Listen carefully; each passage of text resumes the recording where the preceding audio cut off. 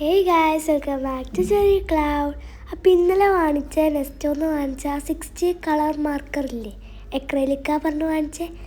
അപ്പോൾ അതിൽ ഇത്രയോ കളേഴ്സാണ് വരുന്നത്, ഓരോ കളറിൻ്റെ ഡിഫറെൻറ്റ് ഷെയ്ഡ്. ഇത് എക്രലിക് ആണോ ഏതാണെന്നൊന്ന് കണ്ടു നോക്കിയാലോ. അപ്പോൾ ഇത്രയും കളേഴ്സ് വരുന്നുണ്ട്. അത്യാവശ്യം ഓക്കെ ആയിട്ടാണ് എനിക്ക് ഫീൽ ചെയ്തത്. പക്ഷെ തുറന്നു നോക്കിയപ്പോൾ അല്ലേ ഗായ്സ് കാണുന്ന എക്രലിക് അല്ല, ഇത് വാട്ടർ കളറായിരുന്നു.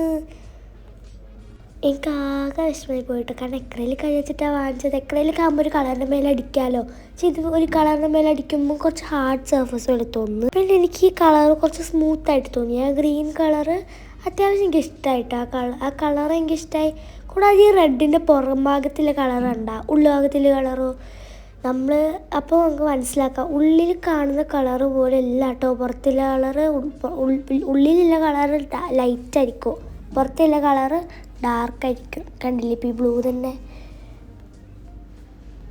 അപ്പോൾ ഇതിലെന്നെ പാളിക്കല്ല ഫസ്റ്റത്തെ സാധനം എന്താ വെച്ചാൽ ആ നിബ്ബ് കാണണം. നിങ്ങൾ ഇത്രയും കളേഴ്സ് വരുന്നതിൽ ആ നിബ്ബ് കണ്ടാൽ മനസ്സിലാക്കാതെ എക്രലിക്കിൻ്റെ നിബ്ബ് അങ്ങനെയല്ലേ ഗായ്സ്. അപ്പോൾ അപ്പോഴാണ് എനിക്ക് മനസ്സിലായത് നിബ്ബ് വാട്ടർ മാർക്കറാണെന്ന്. അത്യാവശ്യം കുറേ ക്വാളിറ്റി ഉണ്ട്. Thanks for watching.